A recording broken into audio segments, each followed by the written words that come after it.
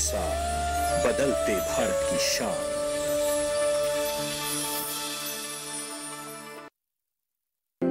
Bharat polio मुक्त है पर दुनिया नहीं।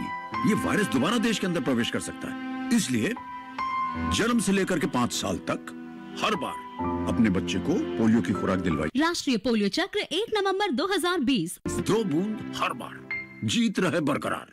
गांव किसान के सह प्रायोजक हैं agriculture insurance company of India limited. संपन्न भारत की पहचान, बीमित फसल, खुशहाल किसान।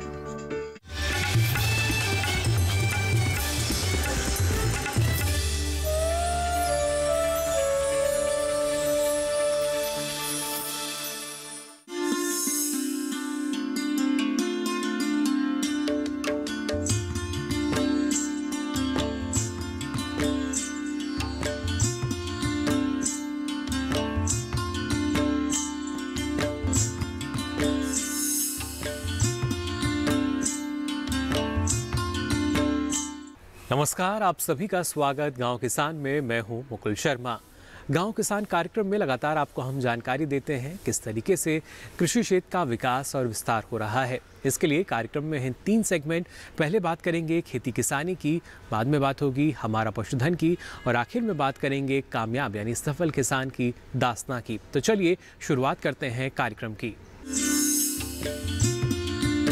किसान बहनों भाइयों, आज खेती किसानी में आपको हम जानकारी देने जा रहे हैं CWC यानी केंद्रीय भंडारण निगम के बारे में। हम सभी जानते हैं अन्न को उपजाने की जिम्मेदारी अन्नदाताओं पर है, किसानों पर है, लेकिन जब बात आती है भंडारण की, उसके बाद जिम्मेदारी है उसकी आपूर्ति करने की भी। ये तमाम जिम्मेदारियां जो है केंद्रीय भंडारण निगम निभाता है। और आज के समय में यानी कोविड काल की भी अगर बात की जाए, जब लॉकडाउन की स्थिति थी, तब से लेकर अब तक की स्थिति को भी देखा जाए तो कोई भी बाधा केंद्रीय भंडारण निगम के सामने नहीं आई है। किस तरीके से अपनी महत्वपूर्ण भूमिका लगातार निभा रहा है केंद्रीय भंडारण निगम, आइए देखते हैं।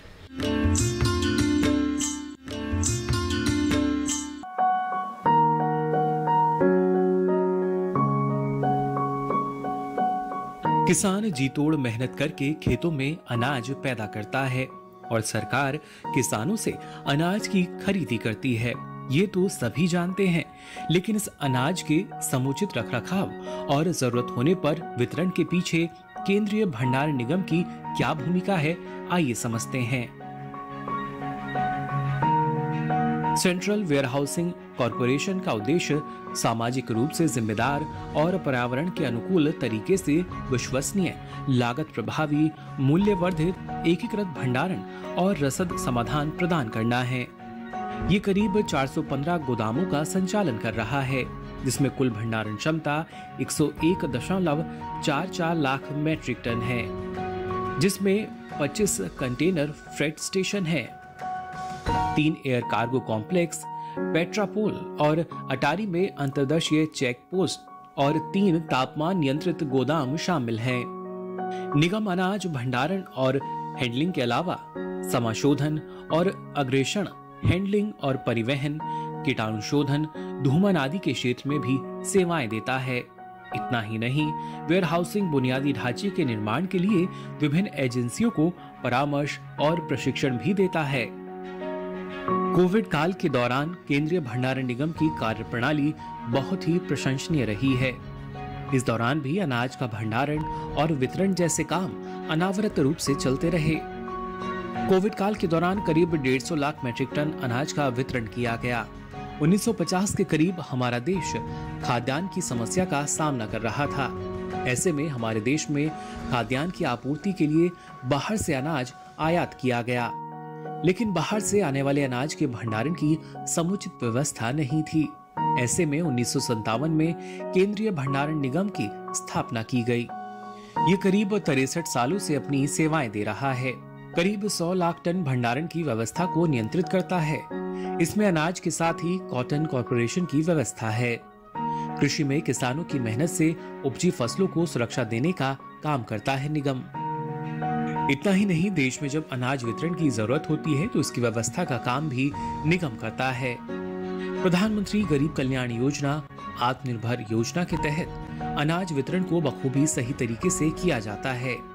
निगम में अनाज का भंडारण समुचित तरीके से हो सके और नुकसान से बचाने के लिए अनाज को दीमक, कीट और चूहों से सुरक्षा देने के लिए तकनीकी विभाग सजग रहता है। ई गवर्नेंस की सहायता से देश भर के वेयर हाउस में रखे अनाज के आदान प्रदान पर नजर रखी जाती है। 1957 के बाद सेंट्रल वेयर हाउसिंग कॉरपोरेशन ने अपने कार्यक्रमों को इतने सुचारू रूप से चलाया है कि भारत सरकार से किसी भी प्रकार के सब्सिडी, ग्रांट या सेंट्रल गवर्नमेंट बजटरी सपोर्ट लेने की आवश्यकता नहीं पड़ी है। हम लोगों ने अपने कामों को इस क्रम से डाइवर्सिफाई कर रखा है कि हम इसमें फूड ग्रेन भी रखते हैं, ई कॉमर्स का भी सामान रखते हैं, हैवी इंडस्ट्रीज का भी सामान रखते हैं, ओपन स्टोरेज भी कर रहे हैं, कवर्ड स्टोरेज भी कर रहे हैं। हमारा कार्यक्रम ICD, centre container freight station, bonded warehouse हर फील्ड में है। हम लोगों ने अपने कार्यक्रमों को, वर्क्स को इस तरह से डाइवर्सिफाई कर दिया है कि जहां एक तरफ हम लोग फार्मर्स को 30% छूट देते हैं, दूसरी तरफ जो इनकम हमको किसी और फील्ड से होता है उससे हम इसको क्रॉस सब्सिडाइज कर पाएँ। लेकिन हमारा हमेशा ध्यान रहता है कि हम सेल्फ सस्टेनेबल हों। और इस क्रम में आपको बताते हुए बड़ी खुशी हो रही है कि विगत वर्ष में 19-20 में जो फाइनेंशियल ईयर हमारा पूरा हुआ है, हम लोगों ने 1727 करोड़ का टर्नओवर दिया, 410 करोड़ का हमारा ग्रॉस मार्जिन था पीबीटी, एंड 372 करोड़ के हमारे प्रॉफिट आफ्टर टैक्स हमको मिले। और हम लगभग भारत सरकार को और हमारे जो दूसरे शेयर होल्डर्स हैं कुल 112 करोड़ का डिविडेंड दिया हमने। तो जहां तक प्रश्न उठता है कि हम सस्टेनेबल है कि नहीं, यह बताते हुए दोबारा से कहते हुए मुझे बहुत खुशी हो रही है कि हम नॉट ओनली सस्टेनेबल हैं, हम फार्मर को भी सपोर्ट कर रहे हैं टैरिफ में छूट देकर, और जितने भी हमारे शेयर होल्डर हैं उनको रिच डिविडेंड भी दे रहे हैं भारत सरकार की पॉलिसी के तहत 30% ऑफ द पैक्ट। और यह हम लोग लास्ट 63 सालों से कर रहे हैं। 63 सालों से हम गवर्नमेंट को डिविडेंड लगातार दे रहे हैं। और मुझे पूरी उम्मीद है कि भविष्य में भी हमारे कार्यक्रम इतने इफिशिएंटली चलेंगे, इतने अच्छे तरीके से चलेंगे कि हम आगे भी भारत सरकार को डिविडेंड भी देंगे और काम भी अच्छे से करेंगे, मोस्ट मॉडर्नाइज्ड वे में। कोरोना काल में केंद्रीय भंडारण निगम ने किस तरह से अपनी भूमिका निभाई। लॉकडाउन के दौरान अनाज वितरण में करीब 2800 कर्मियों ने विषम परिस्थितियों में अपनी सेवाएं दी और सरकार के आदेश का सही तरीके से पालन किया। इस दौरान कोरोना से बचाव के सारे नियमों का पालन भी किया गया। इस बारे में अनिल कुमार जी का क्या कहना है, आइए जानते हैं।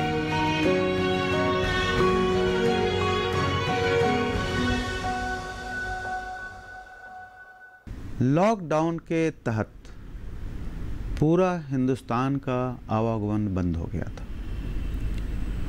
भारत सरकार ने फूड ग्रेन को हर जगह पहुंचाने का बीड़ा उठाया। बिना उसके हो सकता है बहुत बड़ी समस्या हो सकती थी, लॉ एंड ऑर्डर की समस्या हो सकती थी। लेकिन रात दिन पंजाब, हरियाणा, जहाँ पर गेहूं और चावल की पैदावार रख रखाव ज़्यादा है, वहाँ से पूरे हिंदुस्तान के कोने कोने में हम लोगों ने अनाज पहुँचाया। किसी भी आदमी को, 80 करोड़ से ज़्यादा आदमी जो जिनको ज़रूरत पड़ती है खाद्यान्न के लिए, अनाज के लिए, उन तक हम लोगों ने पहुँचाया। हम CWC के द्वारा, स्टेट वेयर हाउसिंग कॉरपोरेशन के द्वारा, स्टेट सिविल सप्लाई कॉरपोरेशन ने काम किया, फूड क्रेस कॉरपोरेशन ऑफ इंडिया ने काम किया। सबने मिलकर के इस मुहिम को जारी रखा और ये पूरे विश्व में इसकी सराहना हो रही है कि लगातार 25 मार्च से आज तक कहीं भी अनाज की कमी उत्पन्न नहीं हुई है। ये पूरे विश्व में इसकी सराहना हो रही है कि इतने बड़े देश में कैसे भारत सरकार की जो सरकारी व्यवस्थाओं ने मिलकर कैसे काम किया कि एक जगह इसकी वजह से फूड राइट नहीं हुआ। विदेशों में कई जगह फूड राइट्स हुए हैं। पहले हम लोग कॉम्युनल राइट्स सुनते थे, बट फूड राइट्स की समस्या को नहीं होने दिया और लॉ एंड ऑर्डर हमने मेंटेन रखा और किसी को खाने की कमी से मरने नहीं दिया। तो जाना आपने सेंट्रल वेयर हाउसिंग कॉरपोरेशन यानी CWC, केंद्रीय भंडारण निगम, किस तरीके से लगातार अपनी सेवाएं इस देश को दे रहा है। फिलहाल गांव किसान में वक्त हो चला एक छोटे से ब्रेक का। ब्रेक से लौटेंगे तो बात करेंगे हमारा पशुधन की। आप बने रहिए दूरदर्शन किसान पर।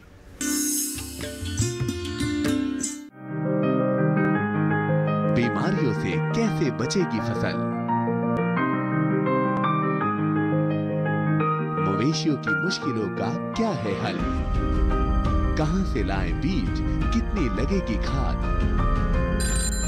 किसानों के हर फोन का विशेषज्ञ देंगे जवाब।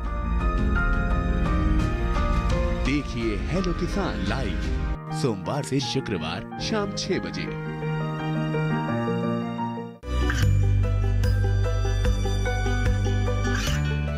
गांवों और पिछड़े क्षेत्रों में सरकारी योजनाओं की जानकारी पहुंचा। देश में कौशल और क्षमता विकास कर ग्रामीणों को सामाजिक बदलाव और विकास से जोड़ने की दूरदर्शन किसान की पहल चौपाल चर्चा देखें सोमवार से शुक्रवार सुबह 9 बजे। ब्रेक के बाद आप सभी का एक बार फिर स्वागत गांव किसान में। अब चलिए हम पहुंच चुके हैं हमारे दूसरे सेगमेंट, जिसमें हम बात करेंगे हमारा पशुधन में आज सूकर पालन की। हम सभी जानते हैं कृषि के साथ साथ अगर आप इस व्यवसाय से जुड़ते हैं तो अच्छी खासी आमदनी आपको मिल सकती है, लेकिन इसके लिए ज़रूरी कि आप पहले प्रशिक्षण लें और फिर इस व्यवसाय में आगे उतरें। किस तरीके का लाभ आपको मिल सकता है सूकर पालन के जरिए, आइए जान लेते हैं।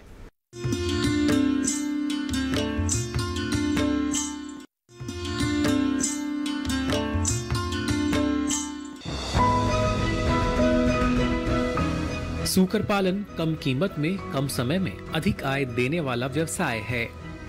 इस पशु को पालने का सबसे ज्यादा मुनाफा यही है कि सूकर एक बार में 5 से 14 बच्चे देने की क्षमता रखता है, जिससे पशु संख्या में आसानी से इजाफा होता है। इनसे मांस तो अधिक मिलता ही है, इसके अलावा सूकर में अन्य पशुओं की तुलना में साधारण आहार को मांस में परिवर्तित करने की अत्यधिक क्षमता होती है। इसके बाद भी 20वीं पशुगणना के आंकड़े बताते हैं कि सूकर की संख्या में 12.03% की कमी आई है। इस समय देश में सूकरों की संख्या 90.6 लाख है। इस कमी को पूरा करने के लिए सूकर पालन के प्रति जागरूकता जरूरी है। बेरोजगार या कम जोत वाले किसान आसानी से इस व्यवसाय को शुरू कर सकते हैं। बेहतर लाभ लेने के लिए स्थान विशेष के हिसाब से सूकर की नस्ल का चुनाव करना चाहिए। सूकरों की प्रजनन क्षमता काफी तेज होती है, इसलिए इन्हें आहार की सही मात्रा देना जरूरी है। दैनिक आहार की मात्रा: ग्रोअर सूकर वजन 12 से 25 किलो तक, प्रतिदिन शरीर वजन का 6% या 1 से 1.5 किलोग्राम दाना मिश्रण। ग्रोअर सूकर 26 से 45 किलो तक, प्रतिदिन शरीर वजन का 4% या 1.5 से 2 किलोग्राम दाना मिश्रण। फिनिशर सूकर 2.5 किलो दाना प्रतिदिन। गर्भवती सूकरी 3 किलोग्राम दाना। दुधारू सूकरी 3 किलो और प्रति बच्चे के हिसाब से 200 ग्राम अतिरिक्त दाना मिश्रण। दाना मिश्रण को सुबह और दोपहर में 2 बराबर हिस्से में बांटकर खिलाएं। सूकरों का आहार जन्म के 1 पखवाड़े के बाद शुरू हो जाता है। मां के दूध के साथ साथ बच्चों को सूखा ठोस आहार दिया जाता है। 2 महीने के बाद बढ़ते हुए सूकरों को ग्रोवर राशन और वयस्क सूकरों को फिनिशर राशन दिया जाता है और गर्भवती व मां सूकरियों को भी फिनिशर राशन ही दिया जाता है। बहुउपयोगी सूकर से मुनाफा मिलता रहे, इसके लिए इनका आवास बनाते समय खास ध्यान देने की आवश्यकता है। आवास ऐसा होना चाहिए जो हर मौसम में सुरक्षा दे सके। आवास के साथ बाड़े भी बनाने चाहिए जिसमें सूकर आसानी से घूम फिर सके। साथ ही साफ सफाई का ध्यान रखना चाहिए। इसके अलावा समय समय पर स्वास्थ्य की जांच कराते रहना चाहिए।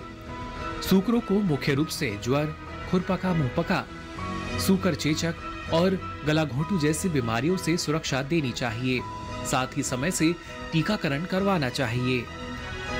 इस तरह कुछ बातों का ख्याल रखकर किसान सूकर पालन से अच्छा मुनाफा कमा सकते हैं।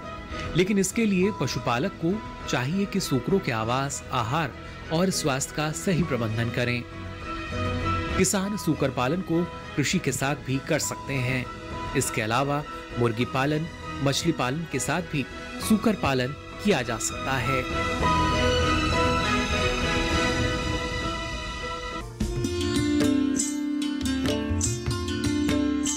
और आइए अब नजर डालते हैं इस माह के पशुपालक कैलेंडर पर, यानी आपको किन किन बातों का ख्याल रखना होगा जिससे आपका जो पशु है वो निरोगी रहे और उसका स्वास्थ्य बना रहे।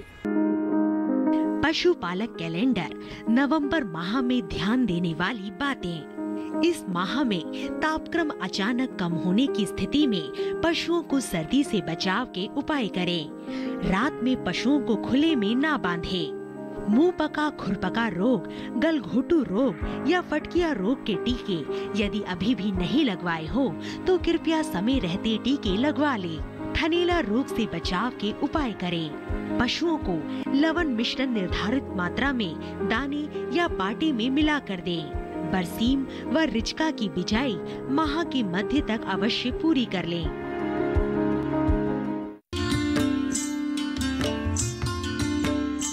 तो जाना आपने किस तरीके से आप अपने पशु को निरोगी रख सकते हैं और अपनी लागत को भी बचा सकते हैं। इसी के साथ ही यहाँ वक्त हो चला एक और छोटे से ब्रेक का। ब्रेक से लौटेंगे तो बात करेंगे एक कामयाब किसान की। आप बने रहिए दूरदर्शन किसान पर।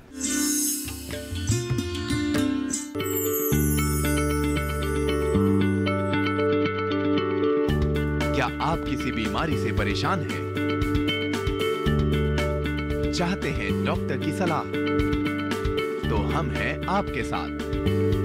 बताएंगे आपको जीने की राह। समस्याएं आपकी, समाधान देश के मशहूर विशेषज्ञों के। घर बैठे बात करें देश के जाने माने डॉक्टरों से। हमारे लाइव प्रोग्राम स्वस्थ किसान में हर शनिवार शाम 6 बजे से 7 बजे तक। बादलों की लुका छिपी, बारिश का हाल, बर्फ की चादर, बदलता रुख हवाओं का और मौसम के लिहाज से कैसे करें खेती, और भी बहुत कुछ। मौसम खबर लाइव रोजाना सुबह 8:30 पर, शाम 5 बजे और 7:30 पर।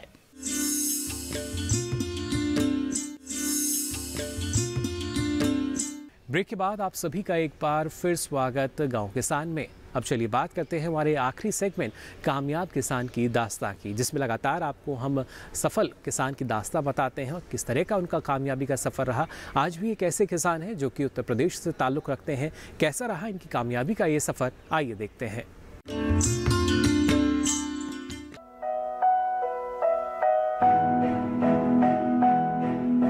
आधुनिकीकरण ने कृषि और डेयरी क्षेत्र में 4 चांद लगाए हैं। यही कारण है कि अब ये व्यवसाय मुनाफे के व्यवसाय कहला रहे हैं। इस क्षेत्र में युवा बढ़ चढ़कर अपनी भागीदारी दर्ज करा रहे हैं। आधुनिक तकनीकों से लैस ये डेयरी है। जिला चंदौली के गांव अकोनी उत्तर प्रदेश के चंद्र प्रकाश सिंह की ये अपनी डेयरी में हर काम और प्रबंधन को बड़ी ही मुस्तैदी से करते हैं। इस सब में सबसे अहम है दूध की गुणवत्ता का ध्यान रखना। चंद्र प्रकाश हमेशा इस बात का ध्यान रखते हैं कि ग्राहकों तक पहुंचने वाला दूध शुद्धता और गुणवत्ता में बेहतर हो। वो बताते हैं कि बीटेक की पढ़ाई करने के बाद साल 2016 में नौकरी की जगह उन्होंने डेयरी व्यवसाय में श्रम देने का विचार बनाया और अपनी शिक्षा के तालमेल से आधुनिक डेयरी बनाई। हालांकि उनके पिता 1997 से इस व्यवसाय में लगे हुए थे, मगर वो पारंपरिक तरीकों से संचालित हो रही थी, जिससे मुनाफा भी कम हो रहा था। चंद्र प्रकाश ने इस पारंपरिक डेयरी में आधुनिक रंग भरे और 3 एकड़ में डेयरी फार्म बनाया। मेरे पिताजी पिछले 25 वर्षों से डेयरी फार्म चला रहे थे। मुझे लगा कि कहीं न कहीं इसमें कुछ कमियां हैं जिसे मैं सुधार सकता हूं, इसलिए मेरे मन में डेयरी फार्मिंग का विचार आया। वो बताते हैं कि शुरुआत में उन्हें डेयरी संचालन से संबंधित कोई खास जानकारी नहीं थी, लेकिन सीखने की ललक ने उन्हें आगे बढ़ने में काफी सहायता की। उनकी इस ललक में अनुभव और नई नई जानकारियों ने बहुत सहायता की। वर्तमान में उनकी डेयरी में 95 गायें हैं। उनकी डेयरी में उन्नत नस्ल की साहिवाल और फ्रीडियन गाय शामिल हैं। वे इनका रखरखाव भी वैज्ञानिक तरीके से करते हैं। साथ ही आवास पर भी काफी ध्यान दिया है। इनका पशु चारा खाते समय ही बंधा रहता है, बाकी समय ये अपने पशुओं को खुला रखते हैं, जिससे पशु आसानी से विचरण कर सके और उसका स्वास्थ्य भी अच्छा रहे। इस दौरान वो साफ सफाई का भी बेहद ध्यान रखते हैं ताकि पशुओं को रोगों से बचाया जा सके। यही वजह है कि आज उनकी डेयरी से करीब 700 से 800 लीटर दूध का उत्पादन हो रहा है। दूध के उत्पादन में कमी ना हो, इसके लिए पशु आवास को हर मौसम के अनुकूल बनाया गया है, जिससे गाय का स्वास्थ्य अच्छा रहे और वो हर मौसम में पर्याप्त दूध दे। साथ ही पशुओं को संतुलित आहार दिया जाता है। हमारे पास इस समय जो मिल्किंग के लिए हमारे पास मिल्किंग मशीन है। मिल्किंग मशीन का हम यूज़ करते हैं मिल्किंग के लिए। और हमारे पास एनिमल को कंफर्ट देखते हुए हमने रबर मैट लगा रखा है ताकि एनिमल कंफर्ट रहे। हमने लूज हाउसिंग रखा है ताकि एनिमल खाते वक्त और मिल्किंग के टाइम बस बंधा रहे, उसके बाद वो फ्री रहे ताकि वो उसका जो स्वास्थ्य है वो चलने फिरने से सही रहे। उसके बाद हमने अपने जो गाय के खाने का जो एरिया है उसमें हमने नीचे टाइल्स लगा रखा है ताकि उसकी सेफ क्वालिटी मेंटेन रहे और उसमें कोई बैक्टीरिया या फिर गंदगी उसमें उत्पन्न ना हो। हर आधुनिक तकनीक से लैस इस डेयरी में चंद्रप्रकाश पशुओं को अपने खेत में उगाया हरा चारा देते हैं। इसके लिए वो डेयरी से निकलने वाले गोबर से खाद बनाते हैं और इसी से जैविक चारे का उत्पादन करते हैं। वो बताते हैं कि डेयरी बनाने में उन्होंने हर पहलू का खास ध्यान रखा है, जिसमें शेड की ऊंचाई से लेकर पशुओं के खड़े होने व बैठने के स्थान भी शामिल हैं। चंद्रप्रकाश की सफलता बाकी डेयरी संचालकों या मंझोले किसानों के लिए मिसाल है, जो गाय पालन से पर्याप्त मुनाफा नहीं ले पा रहे हैं। इस तरह की तकनीकों को छोटे स्तर पर भी इस्तेमाल करके बेहतर मुनाफा कमाया जा सकता है। हमारा डेयरी फार्म है वो 5 एकड़ एरिया में है, जिसमें हरा चारा का हम खुद अपने डेयरी फार्म के अंदर ही ग्रो करते हैं। उसके बाद जो इंफ्रास्ट्रक्चर डेवलपमेंट की बात करें हम, तो मैं खुद एक टेक्निकल बैकग्राउंड से हूँ, तो मैंने खुद इसको अपने आप डेवलप किया है। अपने आप मेरी एक सोच का उत्पन्न से कह सकते हैं उत्पन्न है ये। उसके बाद इसका जो शेड का निर्माण में मैंने जो शेड सबसे प्रथम बात जो ध्यान रखते हैं वो है कि उसकी ऊंचाई कितनी रखनी है। हमारा शेड का जो ऊंचाई है हमने उसे 18 फीट रखा है ताकि क्रॉस वेंटिलेशन की भी सुविधा दी है, ताकि जो गर्म हवा है वो शेड के अंदर ज़्यादा रह ना पाए।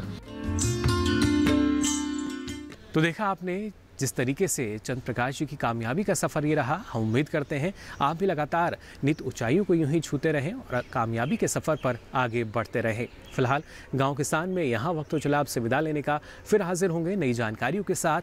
तब तक के लिए दीजिए इजाज़त। नमस्कार।